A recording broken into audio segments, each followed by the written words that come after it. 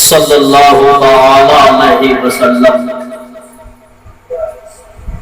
آج آپ لوگ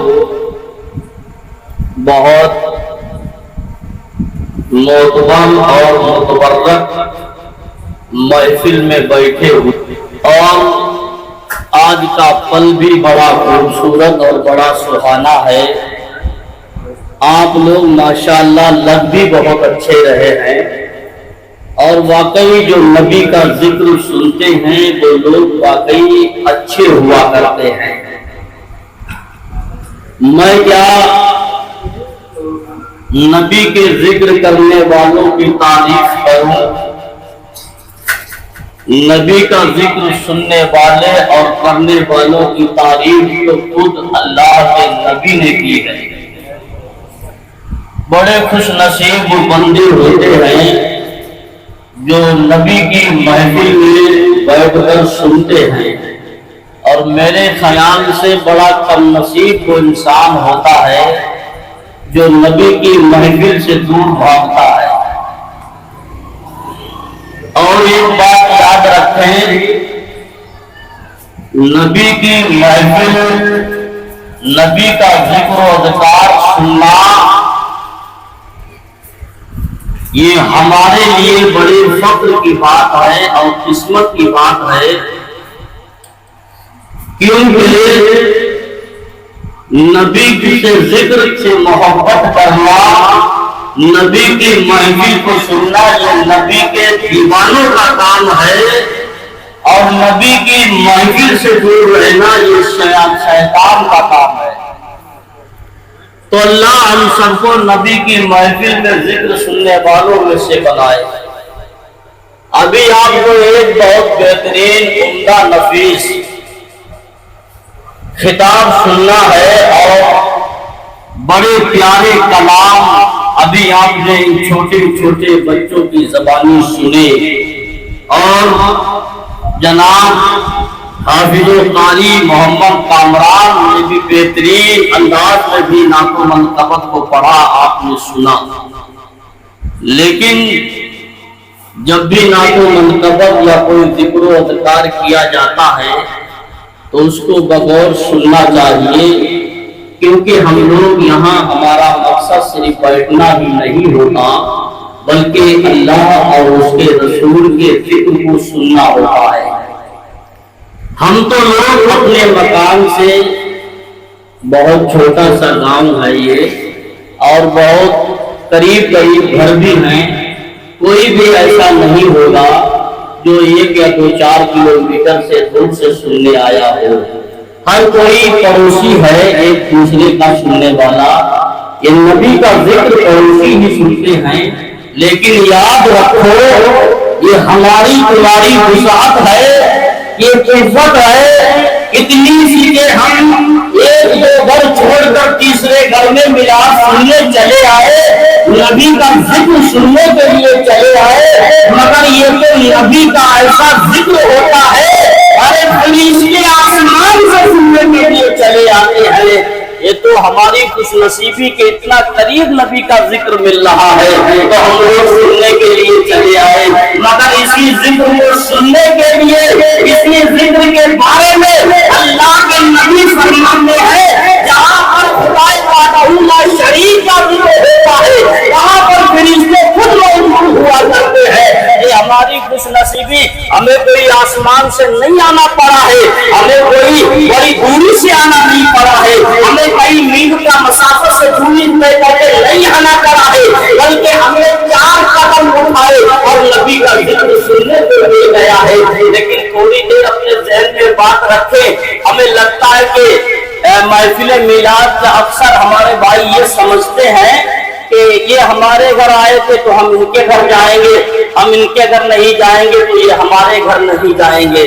لیکن میرے بھائیوں ایسی کوئی بھی ذہن میں ایسا خلدان نہیں ہونا چاہیے، اس لیے یہ ذکر کی محفل، نبی کا ذکر آج ہمارے تمہارے دنیاوی اعتبار سے کچھ احساس نہیں ہوتا ہے، دنیاوی اعتبار سے اس کی کوئی مجبوری نہیں معلوم ہوتی ہے، اس کا ثواب نہیں معلوم ہوتا ہے، لیکن ایک وقت ایسا آئے گا جس کو قیامت کا دن کہتے ہیں یا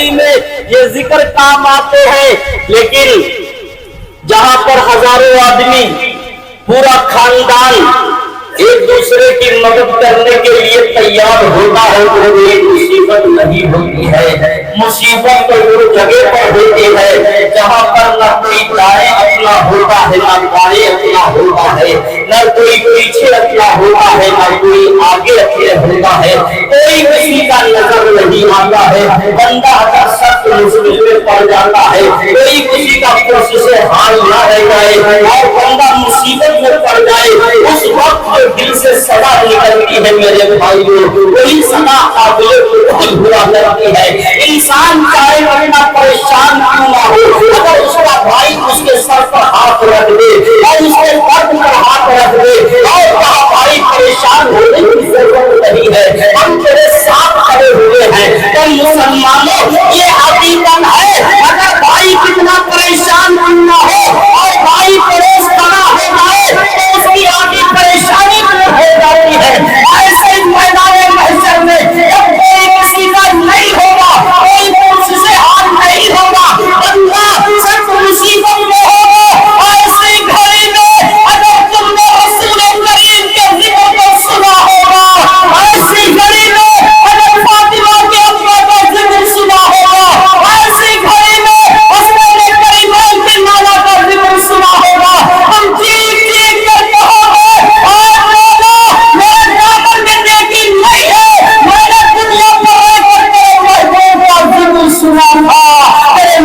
का जिक्र किया था।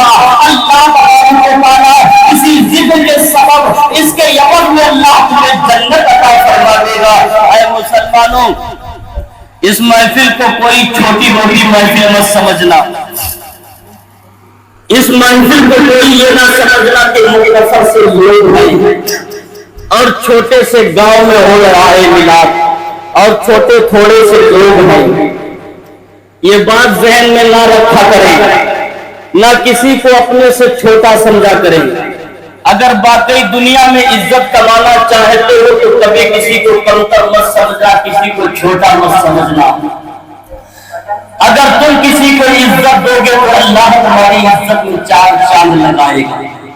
अक्सर मैंने देखा है जिन लोगों ने अपने आप को बड़ा करना चाहा, जिन लोगों ने अपने आप को बड़ा करना चाहा, लोगों को बताना चाहा कि हम बड़े हैं, मैंने उनकी कश्तियों को समंदर में गोता जल होते देखा है। मैंने उनको समंदर में गोता लगा के देखा है। और जिसने हमेशा गरीबों को साथ लेकर चला है, जिसको अल्लाह ने बड़ा किया, बड़ा करने के बाद वो अपने छोटे को भी साथ लेकर चला है।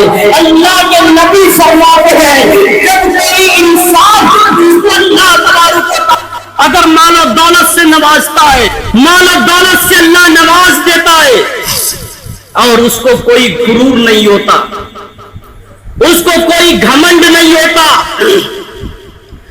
उसको कभी अपनी दौलत पर तकब्बुर नहीं होता। अल्लाह के नबी ऐसे इंसान के बारे में फरमाते हैं जिसको अपने बड़ापन पर कोई फख्र नहीं होता, बल्कि बड़ा होने के बावजूद भी रब की बारगाह में सजदा रेज़ होकर दुआएं करता है। ऐ मौला मैं तेरा अदना बंदा हूँ, अपना अदनापन जाहिर करता है। ऐसे बंदा के बारे में अल्लाह के नबी फरमाते हैं, ऐसे बंदे के बारे में अल्लाह के नबी का इरशाद गिरामी है। अल्लाह के नबी फरमाते हैं ऐसे बंदे को दिन दुनिया में तरक्की अता फरमाता है। मैं फिर कहता हूँ, अगर तरक्की चाहते हो तो अपने आप को हमेशा दूसरे से छोटा समझा करो, दूसरे से हमेशा हकीर समझो, अपने आप में बड़ा बनने की कोशिश ना करो। जब तक तुम्हारा रब तुम्हें बड़ा ना बनाए तुम बड़ा हरगिज नहीं बन सकते। कुर्बानी का माहौल आज ये मिलाद शरीफ का प्रोग्राम मेरे ख्याल से रखा गया तो ये कुर्बानी की इसी के एवज में। ये तो आप लोगों ने बारहा सुना होगा कि कुर्बानी इब्राहिम अलैहिस्सलाम की सुन्नत है और ये आज से नहीं, ये कुर्बानी ये इब्राहिम अलैहिस्सलाम से ही इसकी इब्तिदा नहीं है। بلکہ یہ قربانی کی ابتدا یہ آدم پیغمبر سے بھی ہے. یہ صرف ابراہیم علیہ السلام کے زمانے سے ہم نے سنتے ہیں کہ قربانی کرنا ابراہیم علیہ السلام کو تسلیم کی سنت ہے، ان پر یہ حکم صادر ہوا تھا. یہ چیز سچ ہے، حقیقت ہے، مگر قربانی کا ثبوت صرف ابراہیم علیہ السلام سے نہیں بلکہ سب سے پہلے نبی، اللہ کے پہلے خلیفہ آدم علیہ السلام کے زمانے سے اس قربانی کا ثبوت ملتا ہے. آدم علیہ السلام کے زمانے میں بھی قربانیاں ہوا کرتی تھی، طریقہ الگ رہا. تو مجھے آج قربانی کو بہت زیادہ نہیں بتانا، آج بتانا ہے سب سے زیادہ ایمان کے اوپر مرنے کے بعد تمہارا ایمان کتنا کام آتا ہے. آج کی اکثر ہماری تمہاری ناکامی کی بنیاد کیا ہے؟ آج نوجوان لڑکے ناکامیاب کیوں ہو رہے ہیں؟ آج بچے پریشان کیوں ہیں؟ آج جوان لڑکا ہے ذہنی ڈپریشن میں مبتلا ہو گیا. چند سال کی عمر ہے، 15 سال نہیں گزرے کہ بچپن ہی ہوتا 15 سال میں اور ڈپریشن میں چلا جاتا ہے. نہ جانے کتنے ٹینشن کا بوجھ اس کے سر پہ ہو جاتا ہے. یہ جانتے ہو اس کی وجہ کیا ہے؟